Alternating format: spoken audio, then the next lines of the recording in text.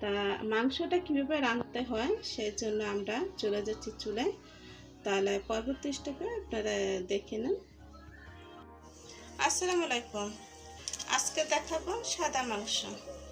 তা সাদা মাংসটা এটা খুবই টেস্ট খেতে। আমাদের বাসায় আরেকবার রান্না হয়েছিল, তা এটা খেয়ে খুব প্রশংসা হয়েছিল।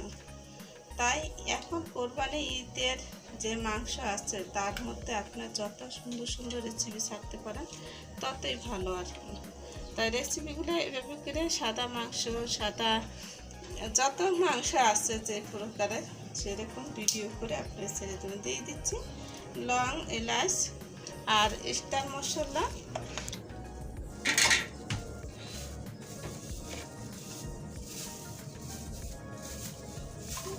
আর এখানে বড় এলাচ দিয়ে দিচ্ছি। বড় এলাচটা একটু ফাটিয়ে দিয়ে দিব। এটা মাখিয়ে ম্যারিনেট করে রেখে দিতে হবে। এখানে আমি আদা পিসা করে পেঁয়াজটা বেটে নিয়েছি, দেখুন এটা আদা পিসা করে নিয়েছি। আর কাঁচামরিচ, এখানে আদা, একসাথে রসুন, আদা পিসা, সবই আদা পিসা করে নিতে হবে।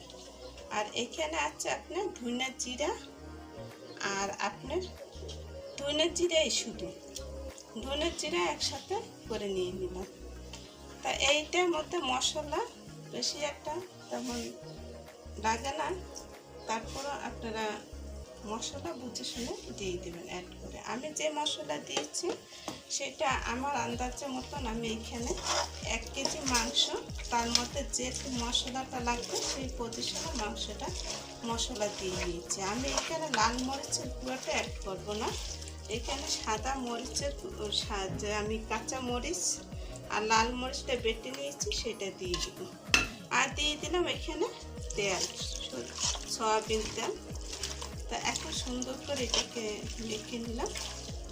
আর মাখতে মাখতে একটা সুন্দর একটা ঘ্রাণ পাবেন। এই ঘ্রাণটাই মন জয় করে নেবেন আপনাদের সবার।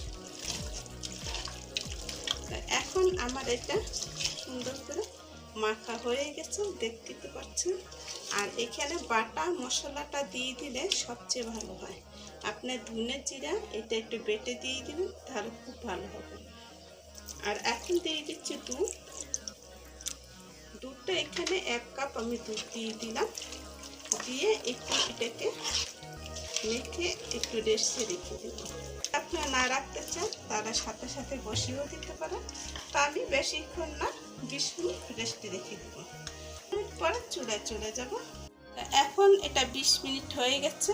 আর 20 মিনিট পরে আমি একটু সস দিয়ে দিচ্ছি। আপনাদের যদি মনে চায় দিবেন, নাইলে নাই, না দিবেন কোনো সমস্যা নাই, স্কিপ করতে পারেন, এটা অপশনাল। চুলায় বসিয়ে প্রথমে হাই হিটে আমি এটাকে জাল করে নেব। এর মধ্যে মাংস কয়েকবার কষিয়ে নিয়েছি, একটু তাড়াহুড়া করে রান্না করতেছি আর কি। তাই এই মাংসটা এভাবে কষাতে কষাতে কিন্তু এটা হয়ে যাবে। আর দেখুন গ্রেভিগুলো কত সুন্দর হয়েছে, খুব সুন্দর একটা ঘ্রাণ বেরিয়েছে। আর এটা দুধের মধ্যে কিন্তু এই মাংসটা সিদ্ধ হয়ে যাবে। দেখুন অলরেডি কিন্তু মাংস এটা সিদ্ধ হয়ে গেছে। এখন যে বাকি মাংসগুলো আছে সেগুলো সিদ্ধ হয়ে যাবে। আর দেখতে দেখুন কত সুন্দর লবণীয় হয়েছে। দুধ এখানে 1 বাটি দুধ দিয়ে দিলাম। আপনারা যদি গরুর দুধ না দিতে পারেন তাহলে লিকুইড দুধটাও দিয়ে দিতে পারবেন। এখন এটাকে চুলার জালটা কমে এটা কিন্তু বারবার নেড়ে চেড়ে দিতে হবে, নাহলে পাতিলা লেগে যেত। এটা দুধে রান্না করা এটা মাংসটা, এটাকে বারবার এটাকে নাড়াচাড়া করতে হবে। আর এটাকে ঢেকে দিয়ে বারবার এটাকে নাড়াচাড়া করে দেবেন। মাংসটা যত কষাচ্ছি ততই আর কি সুন্দর লাগছে দেখতে। তো এই মাংসটা সিদ্ধ এখনো পর্যায়ে সিদ্ধ হয়ে আসছে। এই যে দেখুন একটা উঠিয়ে দেখাচ্ছে গরম।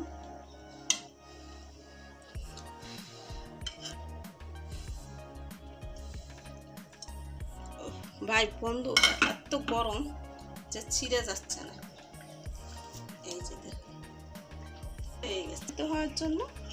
তো এইখানে আমি চুলার জালটা কমিয়ে রেখেছি, এটা আর আর একটু সিদ্ধ হয়ে গেলে তারপর নামিয়ে ফেলবো। এখন মাংসটা এটা বাগার দিয়ে নিচ্ছি, এটা অপশনাল, বাগার কেউ দিতে চাইলে দিবেন, নাইলে অপশনাল, না দিলেও চলে।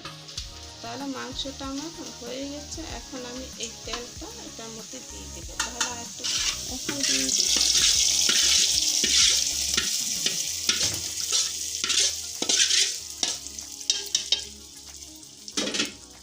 বাগার দিলে তারপর লবণীয় লাগে আরও বেশি।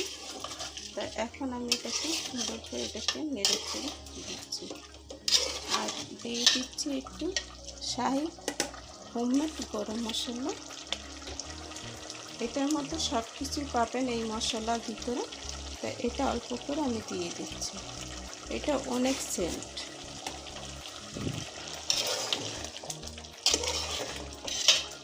বাস হয়ে গেল আমার স্পেশাল সাদা গরু মশলা, গরুর মাংস। বন্ধুরা, আমার সাদা মাংস হয়ে গেছে। আর এই মাংসের মধ্যে আপনারা ইচ্ছে করলে আলু দিতে পারেন, আমি কিন্তু আলু দিয়েছি, আমার কাছে ভালো লাগে তাই। তাহলে আজকের মতো বিদায় নিচ্ছি বন্ধুরা, আল্লাহ হাফেজ।